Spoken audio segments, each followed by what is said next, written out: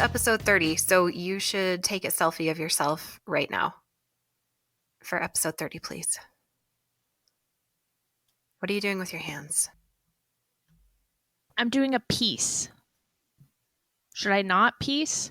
No, that's fine. I just couldn't really tell up close. You're fine. Do what you want. I look like a fugger. I didn't know I was going to have to take a pic. Filters. That's what they're for. I'm just going to cover my entire face with the pop filter. Your face is always entirely covered with Exactly. the pop filter. I can't let the people know. I was going to say, nobody knows what you really look like. You're an enigma. Look at you. Are you in like a little muscle tee?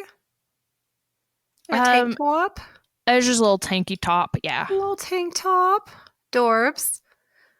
I am really curious to hear the listener's response to hearing the pod mom on last week's episode. Yeah, I can't wait to hear what people think about Mutt. If it's mean, I will find you and kill you. We will. You could also probably never be meaner to our mom than she is to herself. Oh God, no. So, I mean, don't even try. I'm still trying to take a good picture. I'm like, why are you giving me a thumbs up right now? Okay, Sid's taking her selfie. I felt like I had something else to say. Do you want my selfie? Here, I'll just send it to you. Of course I do want it. your selfie. Of course I want it. Anywho, do you have any good hot goss for me? I don't. Oh, we have the name of... Hold on.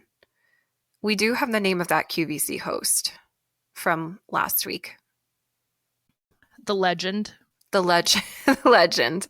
She texted it to us. She sent a lot of text today, though, so hold on. Yeah, she did. She was shopping.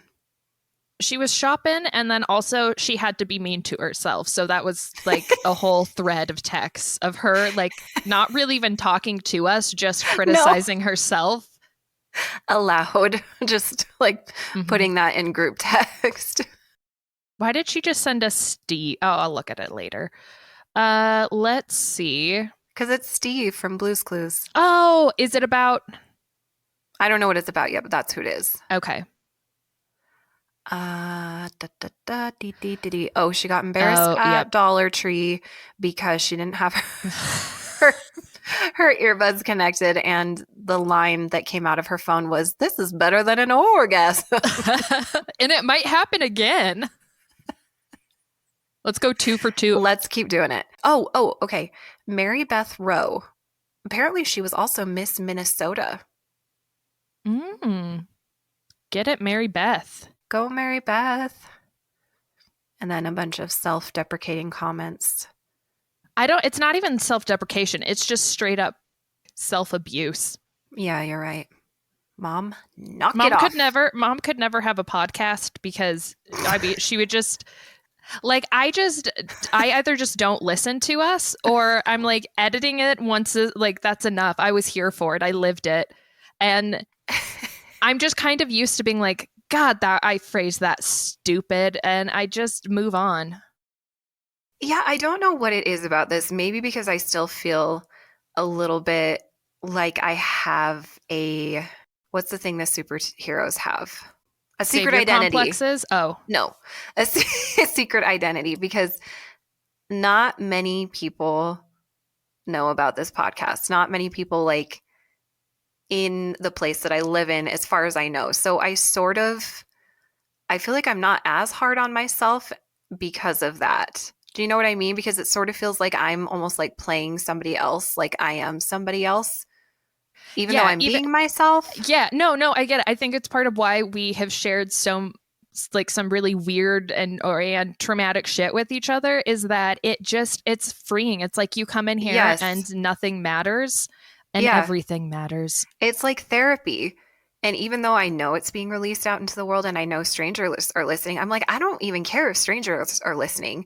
It's when, my coworker 3 offices down starts listening and hear stuff about my vagina. That's when I'm going to have to really like self-reflect, They come by to like bring you a fax and they're like, hey, how's your uterus, by the way?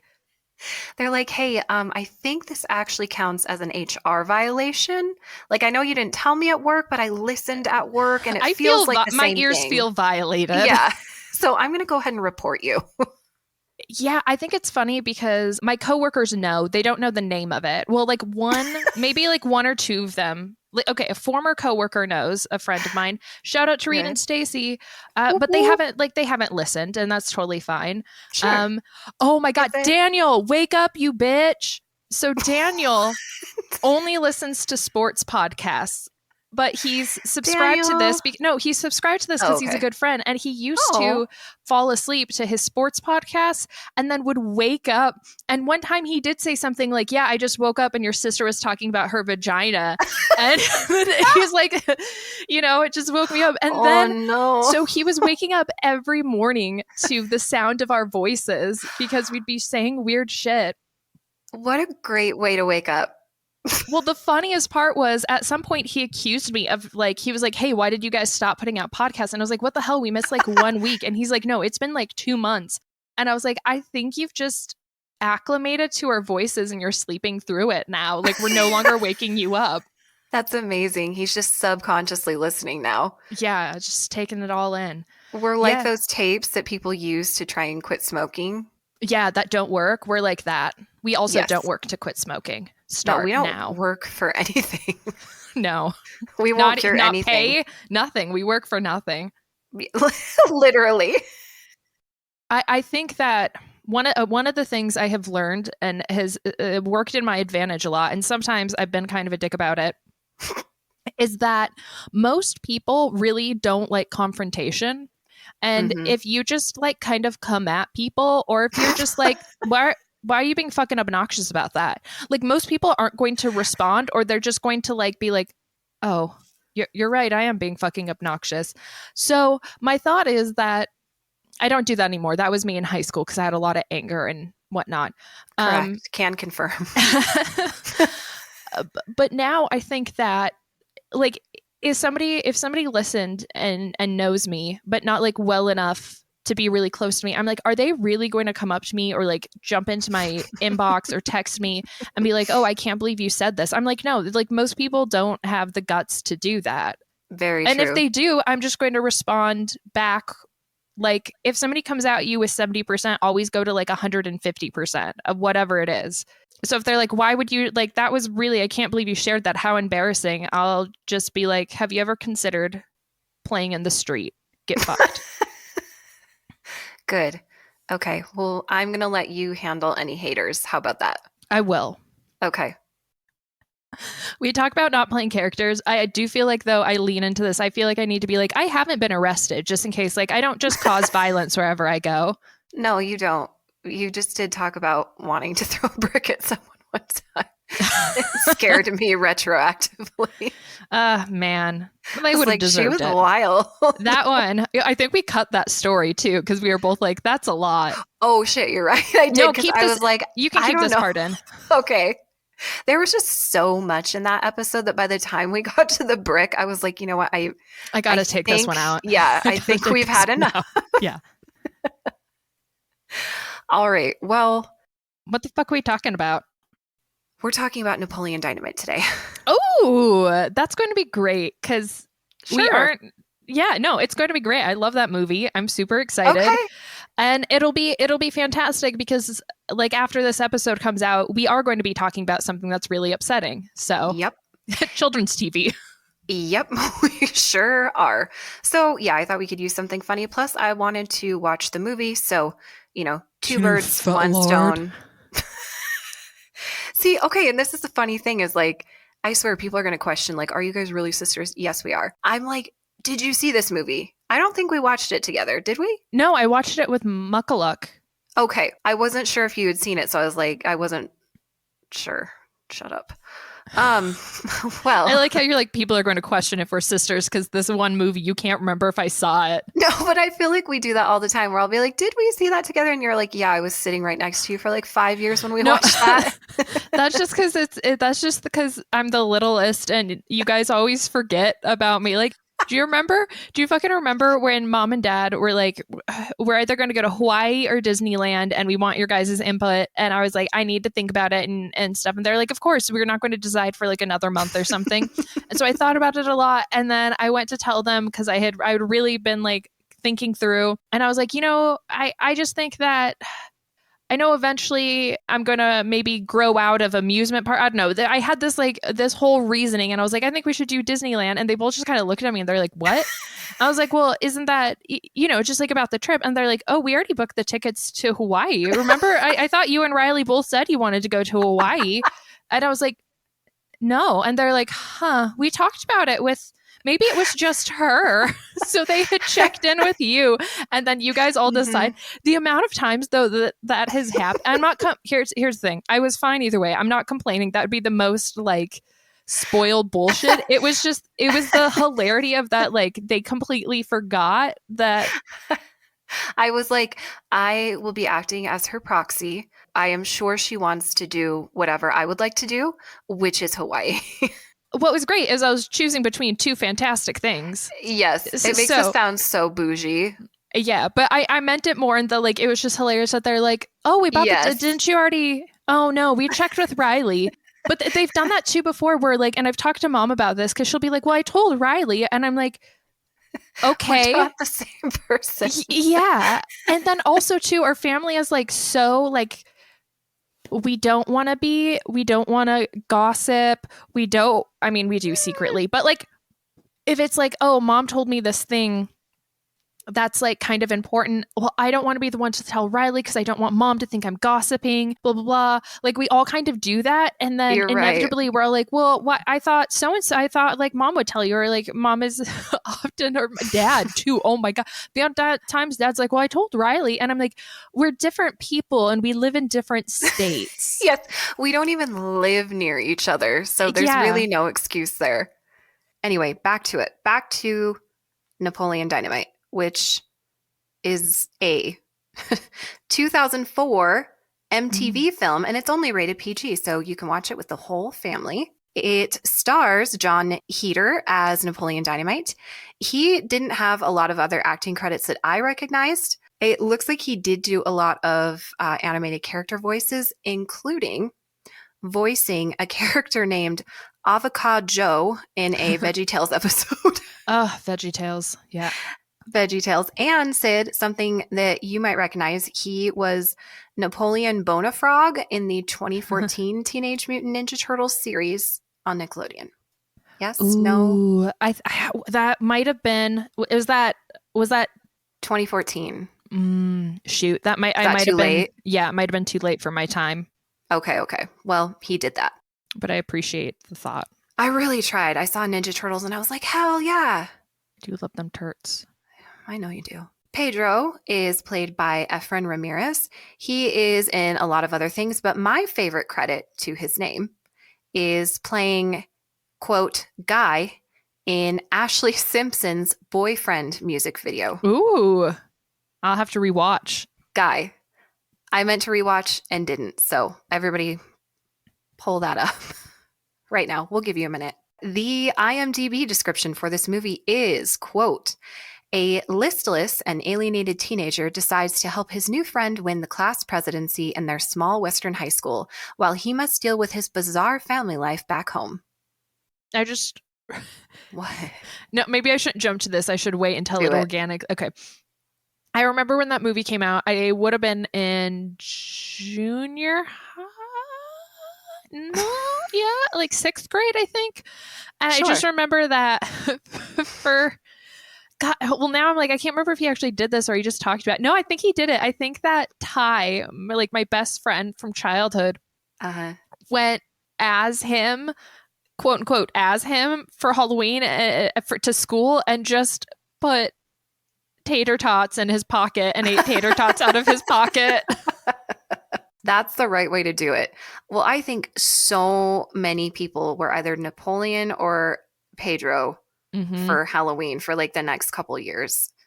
Because it was super easy too. You would get a white shirt, you put vote for Pedro on it. Maybe if you were extra creative like Ty, you put tater tots in your pocket. Yeah, it was a real easy costume, but recognizable. Yes, absolutely. All right. Well, let's see how you do on the trivia. Uh-oh. Okay, first question. What is Napoleon Dynamite's favorite animal? Oh, You no. know it. He drew it all the time. The problem is I don't think I've seen this movie since middle school. It's not an excuse. You're right. Um, a cow? No, a liger. Oh, yeah. Yeah. Yeah. Oh, well, this one we already went over, but my next question was in the movie, what food item does Napoleon put in his cargo pocket for later? Data dots. Dots. And lastly, what is the name of Napoleon's llama? Tina. Tina. Butts. Butts. Okay, so the movie itself, it came out in 2004 and it is actually supposed to take place in the same year. But I'm still confused about this because I don't know how much you remember, Sid, but so many of the clothing choices are so freaking 90s. I saw stirrup pants, side ponytails, scrunchies. Okay, but it was only 2004, which is, and if you think about it, Yeah. well, if you think about it, a lot of times when I said this last episode, but a lot of times when millennials are thinking about the 90s, what they're actually thinking about is the very, very early aughts. Okay, Plus, if maybe. you think about it too, it could have been intentional of how like Midwestern towns and like small towns are always like still 5 years behind. Do you know what? That's what I have later because actually I rewatched this with David and we were talking about this because I'm like, Hmm. what time period does this movie take place in? It was before I looked it up. And we said the same thing that maybe it's because it's supposed to be in a small town. And growing up in a small town, we do know that trends come here notoriously late. So that could very well be it. It's just funny because there's also like some kind of 80s references. Like it's one of those movies, and I don't hate it by any means, but where you kind of like it's less about like the time, I guess, and it sort of Yeah. almost could be any time in a lot of ways. Yeah, so I don't know. I thought that was funny. They have, the corded phones. There's a clunky family desktop computer. Which I mean, okay, that one, the clunky desktop computer. Don't you remember ours? Yes, no, that For made sense. yeah. That made sense to me. It was just some of the other stuff that I was like, were people still wearing that? And it turns out this is set in middle of nowhere, Idaho, FYI. Ugh. I did ask myself if John Heater got a perm for this movie, and the answer is yes. It's giving Bob Ross. Oh, yeah. It's a lot. There's no way that was a wig. That was all natural. It was, and it was Gorgina. And do you remember the opening Georgina credits? George. Gorgina. TM. TM, guys. Do you remember? I don't know what you're doing, but do you remember what Sorry, the I have credits looked mail. like? Are you fucking kidding me right now? I'm sorry, I ran out of my ADHD meds again. Jesus Christ. She's over there opening her mail. Well, oh, I got this really cool. Ooh, what? A plant pot. Sorry. The credits. Were they like kind of drawn on? So, yes, some of them were. So they start out with plates of food and they've written with like mustard or something. And then there's even like there's a chapstick that has a credit on it and notebooks and it goes on for quite a while. So like when did credits become an afterthought in movies? Because they used to be this way where they went on for several minutes before you Yeah. even got into the movie. Yeah, I've been thinking about that every now and then when I go to a movie over the past like decade. Genuinely, like I've been like, it's so weird that at some point it was such a huge thing, and it's now something that I feel like really dates films. Is It that like when you does. watch one and it has like a credit intro? Yeah.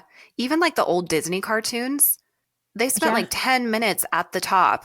My thought on why it changed without doing like any research or things like that is that I think that maybe, I mean, it really announces like you're watching something pretend. Where when you have like these cold opens, like I think of one of the James Bond movies where you're just suddenly in some blue filtered, desolate Eastern European, Western Europe, somewhere in Europe, and you're just like you're in it.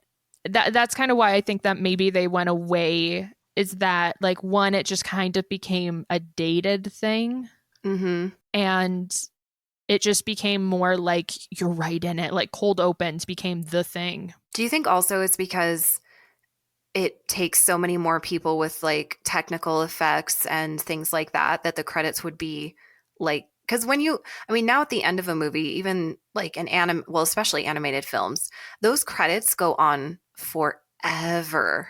Oh, well, that's also, I don't know if it might be about the technicality too, or the like technical skill. But then I was thinking about it, and they are so long. And now I feel like movies are longer. Movies So are I wonder if longer. it is just like it's cutting into the time. And frankly, like it's super cool that you're in the credits. Like it really is like legitimately badass. But for the most, like nobody really cares. No, Like you just want to watch it. And I kind of think that people must have realized like nobody cares who the first AD is. Why are we putting that in the credits sure. And you up can front? like look it up so easily now too. Yeah. Okay, we've solved that. Do you know what else it reminded me of though? What? When we made our Nancy Drew movies and we made our own credits. Oh my God. Yes. We need to. Mutt Mutt has those She has them, but they have to be like, digitalized because yes, thank you. They're they're on the on actual tape. like little tapes, and yeah, they need to be transferred over to something that we can actually play. I feel like even if the only thing we can do is record them off of the TV, we should do that. I think the other issue is I don't know that they even have all of the cables to like hook it up, because I believe it's like the actual camcorder, and a Mhm. camcorder is an old recording device, children, has to be like hooked up to the television with the tape in it. And I I don't might know that they even have I have everything. a camcorder. Okay. I wonder if I Rad. got I haven't used it. I bought it to film cool things, and then I was Sure. like, I don't leave the house. That makes me sad. I was going to film like cool skate videos and Your cool films and skills. my That's cool a skills. reference, by the way. I know. I'm just thinking about my lost youth. Anyways, you maybe you and mom handle that. How about that? okay. Okay. You coordinate that, Sure because thing, I would biscuit love butt. to see those again. Yeah. But yes, we made our own credits. We would hang them on a long piece of paper and write them out, so we could just like we either panned down or we rolled it up. It was pretty It was pretty incredible, ingenious. I I would mean, it was say. pretty Yeah. close to these credits, to be honest. You're going to like watch it and you're going to want to sue whoever made Napoleon Napoleon Dynamite because Dynamite. you're going to be like, wow, They they copied totally us. stole that from us. They did. This is a call out video. Video Hear podcast. us now, a video, an auditory video. A video for your ears. The music in this is hilarious. I'm pretty sure most of it was done on a Casio keyboard. So you can tell Napoleon's kind of like, he's not a cool guy. He lives out in the middle of nowhere. The school bus comes and gets him, and they drive on a dirt road to school. The first shot we see of him in the classroom is he's doing a verbal essay on the Loch Ness Monster, which is incredible. I think what I love so much about this movie is that the high school looks like a high school. It's not like glammed up Disney high school. Do you know what I mean? Like it looks like the high school Yes. we went to. Yeah, whenever I think of just like ridiculous high schools and shit, I just think of like Pretty Little Liars Yes. Yes. No, or everything about really this any movie is realistic. CW Yeah. really Oh my any. gosh. Yeah. Yeah. No, you're right. And that's what I like about this movie is it is very realistic in that way. It is very, Midwestern or Western or whatever you want to call it. It's town. What would So you call it though, personally? what would I call it? I call it all Midwestern. Yeah, I know. It just sounds better. I don't Oh, know. oh no, girl. I don't know if you remember the cool guy in this movie. He looks just shy of 40. I don't know where they found him or why he needed to play a student. He's not a very good actor. And literally, he looks so old. So he obviously makes fun of Napoleon and his amazing essay on Nessie.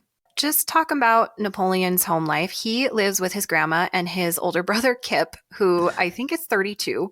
And Oh, it's yeah, never, Kip. yeah, Kip. And it's never addressed where his parents are. I kind of like that because sometimes it's just not in the purview of what you're watching. And it's just like, yeah, Yeah, some kids aren't raised by their parents. yeah, that's true.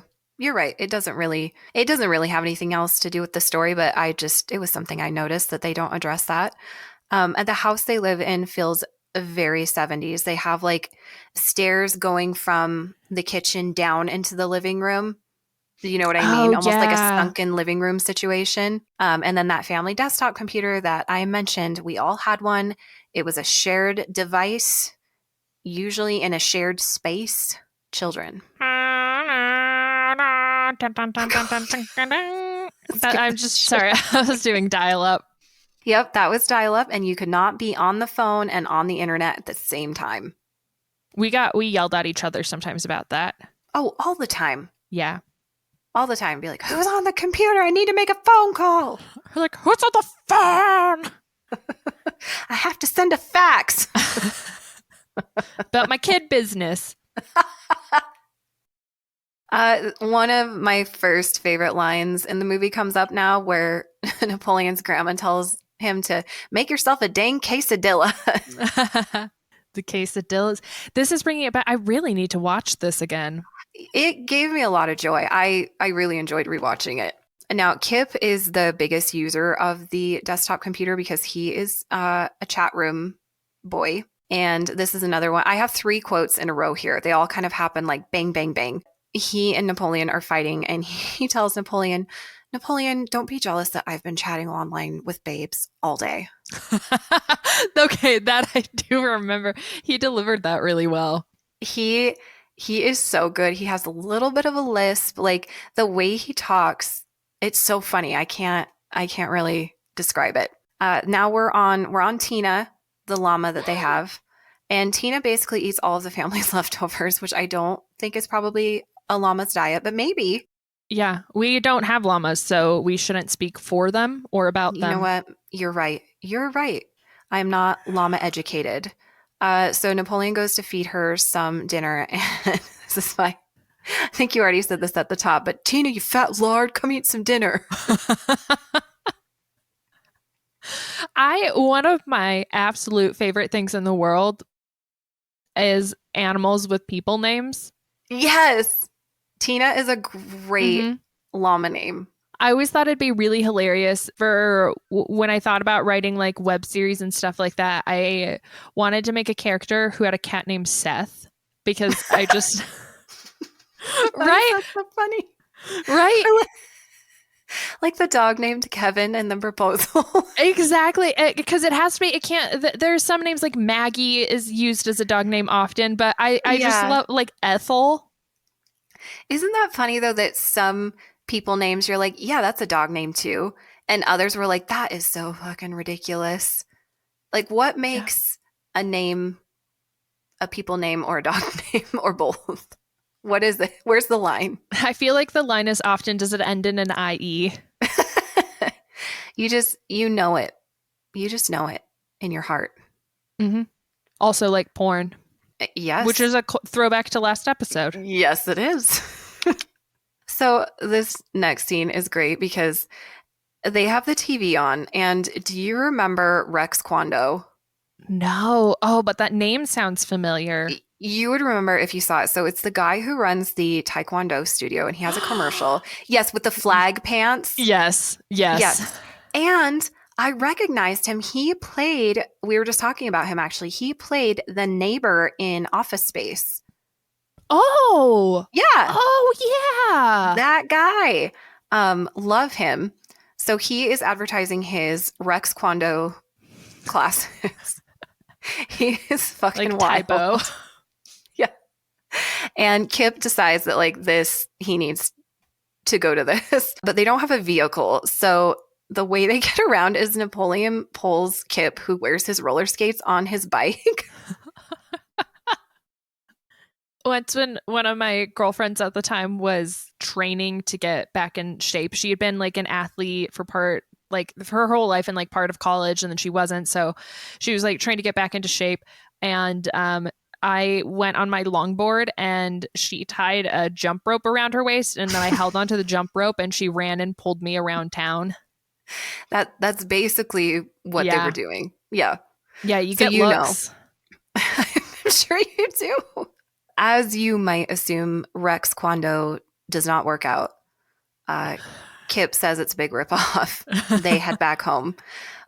Back at school the next day, we get to see the beautiful Happy Hands Club perform. They do their sign language to the "Some say love, it is a river." Do you remember that? Yeah, it's coming back to me in like weird fever dreams. Yep. Just really hammering it in that Napoleon is a bit of a character. He's maybe not the coolest kid in school, but he has hobbies. He has interests and hobbies. Yeah. I mean, he has more hobbies. He like socializes and does more than I do. That's fair. He does. He's in way more clubs. I like that you're like specifically than you. He does do more than you. You know what? You're right. You are not as good as Napoleon Dynamite. That's fair. I am not. Many of us aren't, because he's amazing. Okay. This is the point where I went, oh my God, I forgot Haley Duff is in this movie as the cool girl. What? Haley Duff, not Hillary. Yeah. Yeah. She's fucking Summer Wheatley, which is the best name for a Midwestern cool girl. Summer Wheatley. Wheatley. And as soon as Pedro sees her, which he and Napoleon have become friends because Pedro's the new kid, Napoleon's the outcast kid, they sort of inevitably kind of pair together. It's a beautiful friendship. Pedro sees Summer and he's like, I'm going to ask her to dance. And you're like, no, because it's not going to work out. It's not going to be good. Next up, we got the tots in the zippered cargo pocket. Really not a big part of the plot, and yet it's something that you can't not talk about when you talk about this movie. It's just so iconic, yeah. It's so funny. And his bully wants some of his tots in class because he opens them up in class for a little snack. And the bully is like asking him for his tots. And when Napoleon says no, he kicks his pocket full of tots and smushes him. So now he's no longer got a pocket full of tots. The classic. The classic song. Yeah. That's what it was going to be, but it was too hard to sing. Just also emotionally, not like skill-wise, but emotionally, it was just too scarring. Correct. I got a pocket full of tots. Okay, so I've failed to mention Deb somehow. You fool. I know. Deb is introduced earlier. Side ponytail, right? Oh my God. A side ponytail in every fucking scene except for I think the very last. And we're not talking like kind of off to the side ponytail or low ponytail. It is like above her fucking ear side ponytail. It's intense. It's in your face. It's aggressive. It's not in your face. It's right off to the side. You know what? You're right. It's not in your face or her face. It's in the person next to her face. I wish that they now would have like started it kind of bad and just like every scene it slowly crept forward. I think, and like she looks like we did in the 90s, 2000s when we were doing the side ponytail, when we were wearing the stirrup pants. And I think what irritates me about all of this fucking 90s stuff coming back and these influencers, bringing it back, quote unquote, or wearing it is because they're doing it in a hot way. It wasn't hot. You didn't look good. We had frosted eyeshadow. We had side ponytails. We had braces. We had bad bangs that looked like you could put just like a hot dog through the middle of them. They were so curled. Like, and there was so much hairspray still, they would have held that hot dog. yes, it was not hot. It's not supposed to be hot. Quit it. Yeah. It's. I think you're right. That's what's upsetting about it, is that it's not like if it came back and people still looked awful. I mean, some of the looks still look pretty bad, but like if people came back and were still looking awful, it would, I don't know, it would feel different. But now it just seems rude. It is rude. It's like, oh, you wore this in junior high and you looked like an absolute dipshit, but look how hot I am. Look how hot I've made it. I think it's almost like you saying it like that. I think the reason now I'm figuring out it's so painful is because you realize like maybe you could have made it hot, but you were just too dumb to figure it out. And so it's not like the look was wrong. You were wrong. Yeah. Shit. I know. You could have looked deep. That's what she said. You could look so hot with those frosted tips, but you did them wrong. I didn't realize I was so angry about this, and now I'm angry and hurt. Mm-hmm. Okay. I'm going to have to just table that for now, and I will dwell on it later. Yeah, save that for when you need to go to bed. Should we find some hideous photos of us from this time period? So you mean every photo?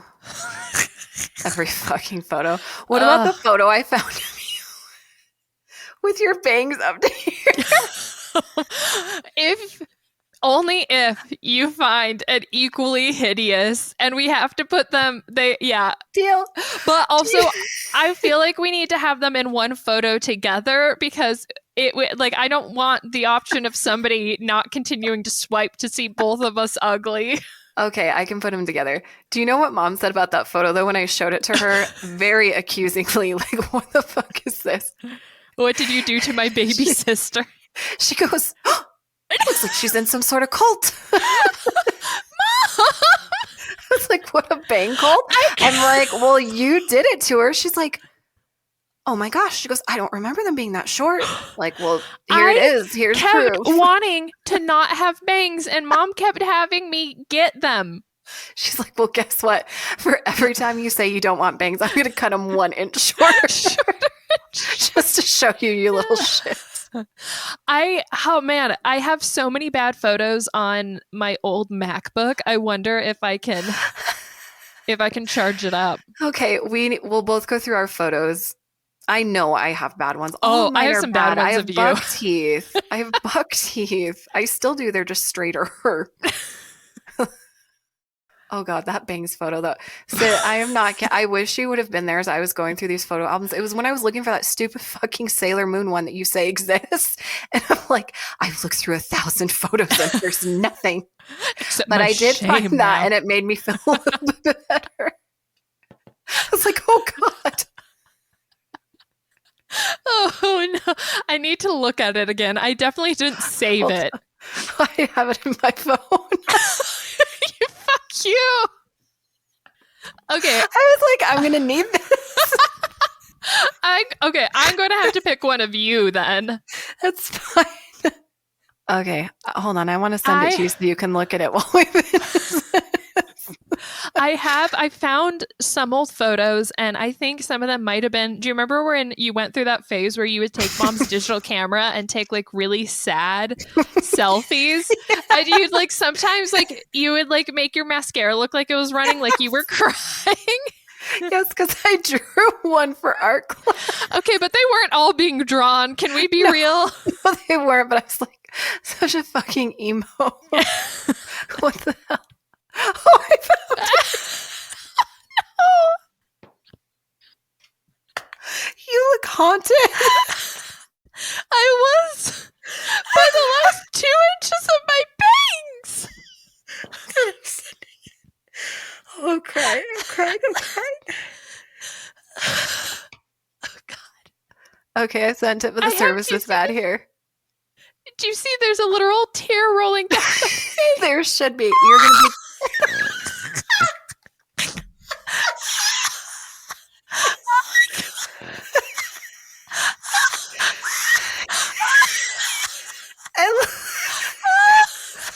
your dumb pants with the stripe down the side. What are these two colors? Insult to injury. And like, where have your eyebrows gone?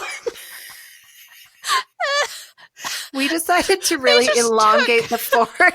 They just took any of the hair above my lashes. I have tears. It's just tears and snot. And so, oh, that's a keeper. That's a keeper. Okay, here's my new selfie for you. It's me with tears streaming down my face. That's going to be, okay, so this is what I'll do for episode 30. Your selfie and my selfie with our bad pictures all together. Oh, God, yes. Okay. Incredible, stunning, not stunning. Like, literally said that's child abuse, and I'm so sorry. This podcast is calling mom out. Well, that's seriously, fucked up. Even she was like, what the hell happened to her? Well, why did she let someone do that to me? And even, you know, she will defend, like, we'll say, oh my gosh, that's such an ugly picture of me. And she's like, no, you look so cute. And this was the one where she was like, oh God. Mom! She's going to be so mad at me. Well, you know what? She should be, because she should feel terrible. She should be mad at herself. Oh God, I love that photo. I might set it as my phone background.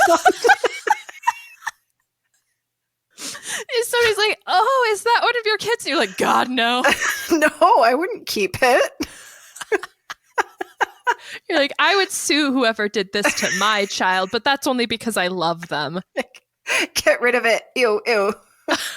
Get it off. What were we talking about? We were talking about Deb. Okay, sorry. Let's talk about Deb for realsies. Okay. Okay, Deb shows up because she shows up on Napoleon's doorstep, which, again, he lives really far out in the country, and I didn't see a mode of transportation, but that's okay. And she has basically like those, you know, those travel, like, caboodle makeup, plastic makeup holders? Yes, yes.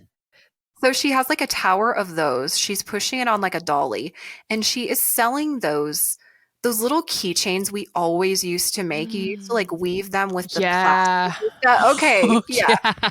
Oh, and yeah. she's selling those to raise money for college. Oh, God. No, that hurts my heart. Because she's Deb, and she's trying to sell them to Napoleon, and she's super nervous. And I can't remember what she says, but Kip, who's in the living room, just yells something like, your mom is whatever. You know, the your mom comeback. Yeah. Oh, yeah. And it upsets her so much that she just leaves all of her stuff and just runs away.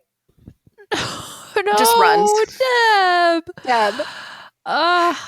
This is genuinely hurting my heart. It is. So we see Deb again in the lunchroom. And Napoleon is talking to Pedro about her, and he's like, that's the girl that left a bunch of crap on my door. And he's like, do you dare me to go talk to her? Which again was another thing that we always like, do you dare me to do that? Do you dare me? Yeah. You would always do it when like nobody would be daring. Nobody would care. It's like, do you dare me? Do you dare me, bro? Do you dare me? Yep, but it's you like, really wanted to do it? Yeah, you wanted to do it, but you wanted people to be like, God, you're so hardcore. Yes, exactly. Like, I'll take that dare that I thought of, bruh. That I wanted to do. Take that dare. Pedro encourages Napoleon to go talk to her. She's eating alone. No, Deb. Side ponytail, just absolutely like pulling her hair out. And he says to her, I see you're drinking 1%. Is that because you think you're fat? Because you're not. You could be drinking whole if you wanted. That is... Do you know what? It's not bad. It's not terrible. It's not the worst line I've ever heard. Like, you could be drinking whole if you wanted to. Yeah, I'm just like, you know what? Especially for like that era was so pro anorexia and whatnot that would have worked as a pickup line. Correct. I mean, understandably, she's a little put off by it. She's like, what the hell are you doing it's fucking over here? weird. It's very weird. Now we're jumping to the, the introduction of Uncle Rico. Oh my God, I forgot about him. Oh, how can one forget Uncle Rico? So You're right. Uncle Rico is called in because their grandma goes on a trip with her girlfriends to the dunes. And she has a 4-wheeler accident. Their grandma's hardcore. So Uncle Rico is called in to stay with Kip and Napoleon, even though Kip's 32. I didn't even think of that while watching it. But he kind of acts like a child. Yeah. So, no, like I didn't think about watching it, but absolutely I wouldn't leave him alone. Uncle Rico drives/lives in an orange pervert van. And he shows up in some baby blue fit, as the kids say, with flared pants. It's very 70s. Like you can tell he's stuck in the past. He's never Uncle left. Rico's whole thing. No, he's never left. He videotapes himself throwing footballs around by himself. And he's always talking about like the big game that they could have won if coach had just put him in that last quarter. So he's that guy. He's that guy whose high school was he peaked in high school. Yes. That was it for him. That's Uncle Rico. Okay, do you remember? So Kip, in one of the next scenes, uses the phrase T.O.'d. Do you remember saying that? Because I had totally forgotten about that slang. Oh, yeah. Yeah, because it's the kind of slang that feels... dumb. Yeah, but I don't know, it doesn't have the same slangitude. Yes. Well, I guess it's more of an abbreviation, but yeah, I remember saying T.O.'d, which means ticked off, all the time. I'd be so T.O.'d. It's so funny too, because it sounds, it's like you would say maybe like pissed off, PO'd or something. Like you wouldn't, because it's dumb sounding. But It's like that. I mean, that's a swear. It is a swear. So it makes more, do you get what I'm saying? I don't know. I do get what you're saying. And I think I'm going to bring T.O.'d back. Incredible. I think it's ready. Okay, thank you. So, as I mentioned earlier, Pedro plans to ask Summer to the dance. And the way he is going to do this is he bakes her a full-ass cake and leaves it at her doorstep, which, sign me the fuck up. Can you imagine somebody asking you to go to a dance with them at that time and they bake you a cake and give it to you? The whole thing. The whole cake.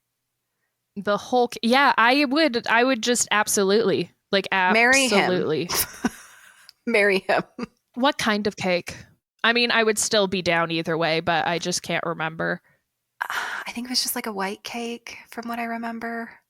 I'm sorry, I don't have the exact cake recipe on hand. That's what I was wanting to. I wanted not just the kind, but I was hoping you had this could turn into a recipe show. But can someone please find us Pedro's date cake recipe?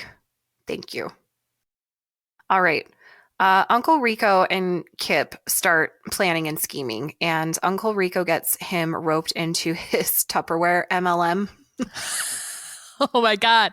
It's like an unintentional callback to last week. It is. We were just talking about MLMs, and now we've got Uncle Rico and his Tupperware. The reason that Kip especially is trying to raise money is because his girlfriend, LaFonda, that he chats with online, really wants to come visit him from Detroit, and he needs the money to bring her to him. LaFonda. And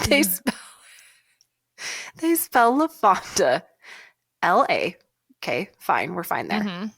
F-A-W-N, like a baby deer. And then D-U-H. No notes. I love it. It's perfection. It is everything I could want and more. Moving on. Another great quote from Napoleon himself is, "Girls only want boyfriends who have great skills." And he's not wrong. Yeah, I'm like, find the lie. There is none. No. Okay, Sid, what would you say is your great skill? Riley, Mom listens to this show. I can't talk about that. Oh, I don't want to talk about it either. Pick something else, Grosso. Oh God, I don't really contribute much outside of that to people's lives. You made me hurt myself. I'm sorry. What's yours? Maybe I can borrow that one.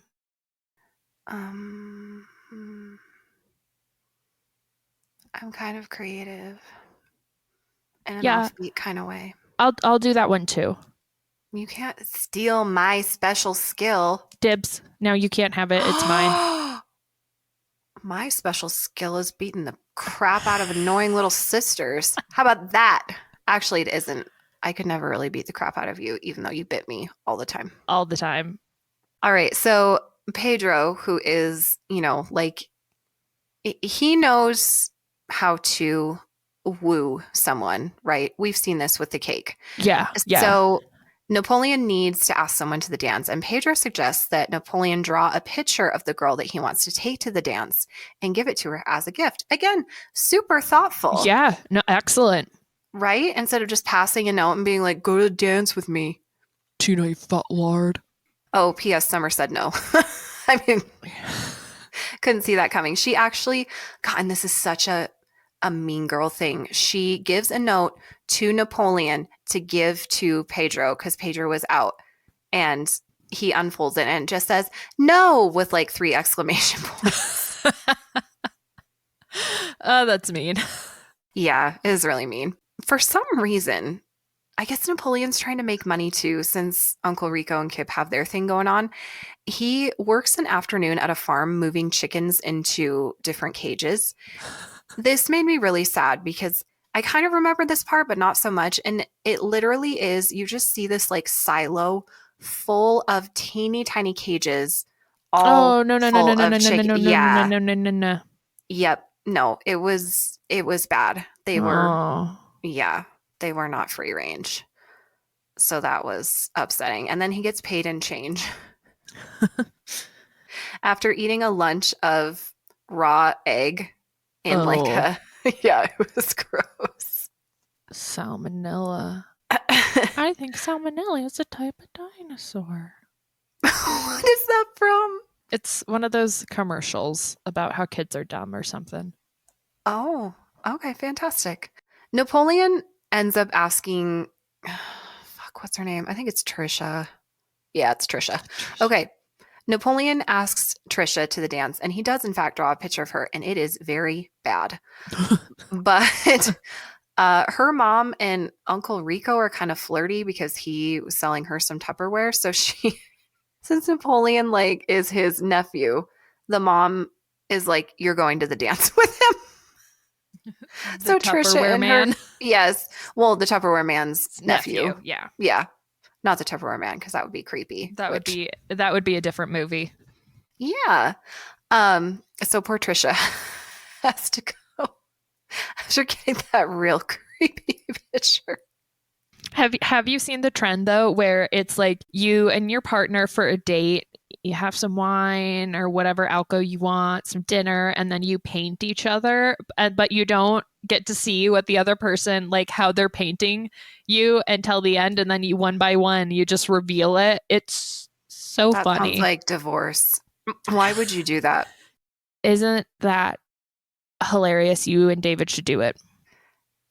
There is literally I don't think I've seen him paint, draw. Well, yeah, that's why it'd be funny, because he has to paint you and it'd probably be terrible, but like you're good at art, so yours would be nice and flattering. Yeah, so like what a horrible thing to do to a couple.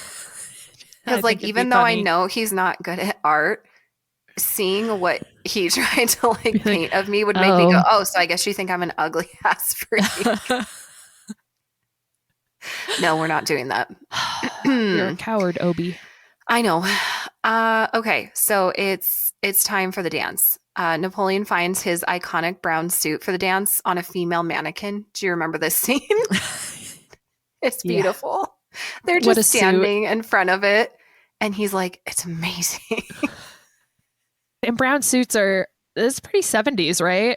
Yes, and they even play kind of like 70s-ish music while he's like strutting in it. And at the dance, they play Forever Young, which came out in 1984, and Time After Time, which came out in 1983. Now, I realize that songs of different eras can get played in another era. I understand that, but it was just, again, it was weird that some of those references were so old. Yeah, I'm trying to, I mean... what did they play at our dances? I only remember like one dance, and they played the Gorillas, which I got excited about. I only went to 2 dances, one of which, like, I went to prom and I went to a Valentine's Day dance. Oh, I guess I went to. And I went to actually quite a few of them in middle school, but I don't really remember what was played. They weren't like standout nights, so No. the memories are gone. I remember one we got to have a big screen that actually showed the music videos, and I was like so awed by that. That's actually pretty cool. It was pretty cool. That's when they played the Gorillas, and I was like, this is sick. Suck, bro. Suck, bro. Napoleon's date ditches him because, of course, she does. She comes to the dance with him, but she doesn't stay at the dance with him. Yeah. We saw it coming. We did. Pedro actually ends up coming with Deb. Napoleon's not happy about this. Interesting development. Interesting. And then Pedro says rather problematically that he'll let Napoleon dance a few songs with Deb. I'm like, not your choice, Pedro. Yeah. Not your choice. Not your choice, buddy. How very 2000s of you. Yeah, correct. She is also wearing, if you don't remember this dress, or at least the sleeves, it's a bubblegum pink dress with the puffiest fucking sleeves I've ever seen. Oh my God, yes. Right? Okay. Yep. They're so puffy, in fact, that Napoleon, when he gets his dance with her, actually like slowly reaches a hand up and just kind of like poofs one. Them puffy sleeves. Puffy sleeves. Okay, so you remember how we were talking about how Uncle Rico is that guy living in the past? So he and Kip actually end up spending a lot of their earnings on a, quote, time machine. They get it online, and all it does is electrocute your crotch. I don't remember this at all. You don't? Okay. I don't remember this part at all. It was pretty brief. Kip Napoleon walks in the room and he's like, what the hell is that thing? It's just kind of like this big box. It almost looks like an old radio. You know, it's got like a dial on it. It says like time machine on it. And it's essentially like a long rod that you place in between your legs, and you hold onto the handles and you flip the switch, and it just buzzes your junk. Man, I just don't remember that, funny enough. Okay, you might have to watch that scene. Just that. Out of all of the scenes, that's the only one I'm going to look for. One. It does not send them back in time. Well, I remember a very different movie then. And this is the time travel part. No, but it is sort of not the point of the movie. What's the word I'm looking for? Oh, man. The crux, the climax. I don't want to say that. It's kind of the climax. Ugh. That's what she said. So we are to the election for class president, which is kind of what it's all about, right? Yep. Pedro has decided that he is going to run against Summer for class president. It's a lot. It's a big ask. He ends up having a mental breakdown and shaves his head. He gets so hot one day because he's so stressed out. He says he tries to take a bath, but he was still sweaty. And then he realizes it's his hair that's sweaty. So he shaves it all off. So then they have to get him a wig from Deb. And the reason Deb has a wig is because of her glamour shots business. Which again is like a very 80s thing. I forgot about this part. Oh, it's so amazing. Her and her glamour shots are beautiful. So they get Pedro a sweet ass wig. It kind of looks like a Midwestern mom's with hair. Yeah. They keep coming up. And to promote him, I guess they hand out those little neon keychains that Deb was making and selling, and that we all made in Girl Scouts. That and the beaded lizards. Yes. Yep.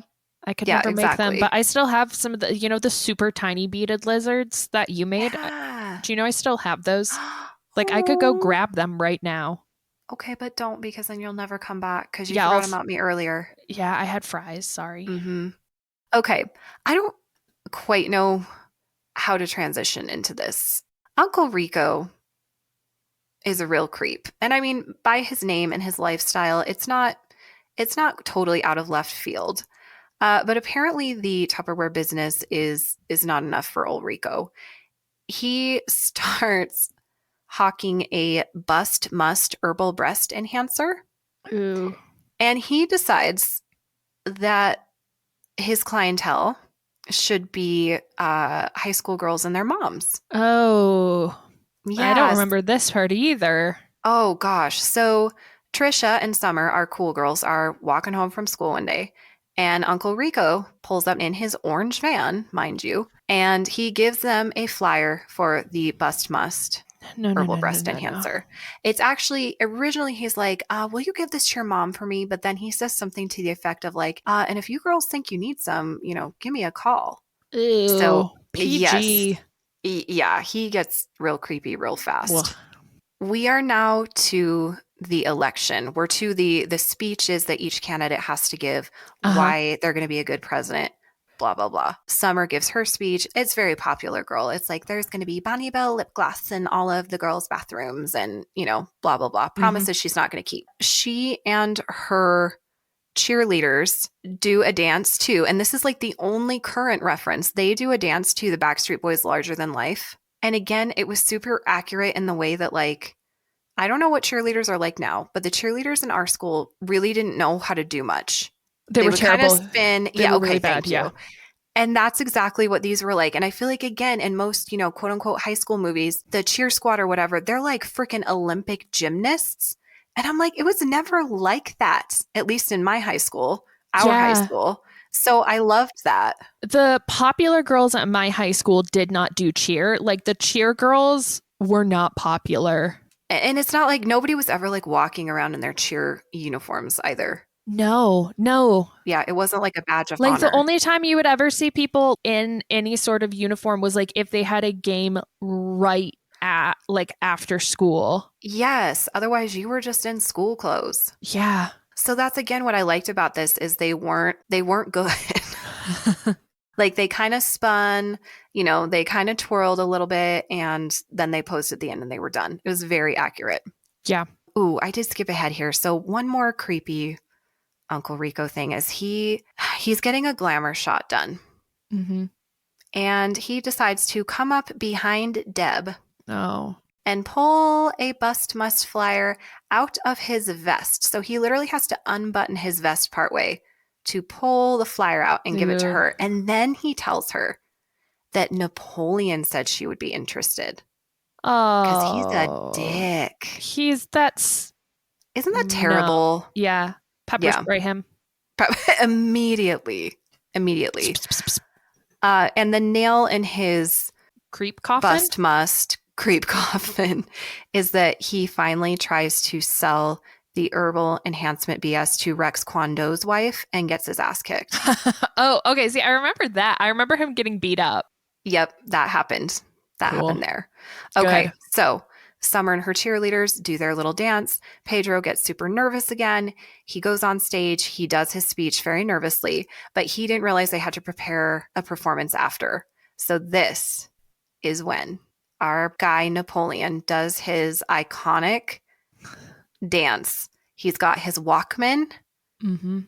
Or wait, no, he doesn't have his Walkman for this one. I'm so sorry. He takes the tape out of his Walkman, gives it to the AV guy or whatever, and he does his beautiful, amazing dance that I can't even describe. There was actually a kid in my high school who did this dance, and he actually really kind of looked like him. That's pretty fantastic. I'm going to look up the dance. Okay, yes, please watch it. You will not be disappointed. This is perhaps the only part that maybe, well, I don't know if it's realistic or not. I'll let you decide. So he does his dance and everybody erupts cheering. Now, unfortunately, although I love that, I love having like a nice positive ending for the kind of underdog character in the movie. I feel like in real high school, he would have been heckled shamelessly and Summer would have still won class president. What do you think? I need to see this dance again. Okay, you watch the dance and you can decide. That's not what happens. Pedro does win class president, which is wonderful. And Kip is able to, this happened earlier, sorry guys. Kip was able to bring LaFonda to Idaho. They are deeply in love. At the end, he and LaFonda, they go back off to Detroit together. Do you know what? I'm I'm so happy for them. Sorry, this dance is just very. It's taking a lot of your attention. I Do you not remember it? no, I didn't remember it super well. Wow, that's a move. I kind of think that Do you there think were it the would have been kids in enough? school. Yeah, there are the kids. Okay. So there are the kids in school that were like actively ridiculed, right? And then there are the kids in school that weren't cool, but people didn't hate them. Yeah, but what I didn't mention though is you see him get like shoved up against lockers a Okay, lot, yeah, that's put in a true. headlock. I still could see, like, I think at first, Okay. at the beginning, I was like, no, nobody would. But then as it went on, I was like, yeah, I could maybe actually see people just being like, what the fuck? Okay. I can't believe he did it. He just did that. Props. Yeah. I think it would really depend on the kid. I mean, it's enjoyable. I was just like, oh, I don't know. I don't know if that would be enough. But anyway, That's fair. No, that's a fair response. yeah. So Kip and LaFonda, they're off to Detroit. So Uncle Rico is gone. He's back in some field with Or his van and his hopefully football. prison. No. And then Oh. some random chick rides up on a bicycle and it seems like they know each other and are reconciling. So that was kind of disappointing because I'm like, he doesn't deserve that. Straight to prison. Straight to prison. And the ending shot is Napoleon and Deb playing tetherball together on the playground. I love that. Same. Man, I really need to rewatch this because it has been so freaking long since I've seen it. I'm trying to think if the first time I watched it was with mom or if it was with my friends and then mom. I wasn't sure if mom had even seen it, but I really did enjoy the rewatch. I mean, there wasn't much like the Uncle Rico stuff. Like, yeah, that was yucky. I mean, it was supposed to be, but still. And I think they say the R word once. Really, other than that, though, it was like, I mean, 10 out of 10. I enjoyed the hell out of it. Okay. Yeah. So you'd say holds up?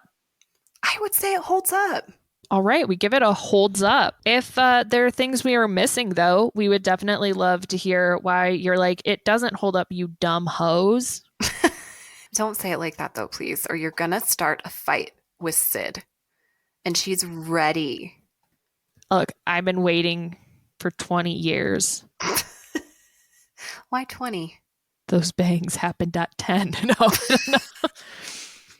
Thanks for being here with us. Dirty 30. Ooh, ooh, ooh, ooh, ooh, ooh. Sluts, sluts, sluts.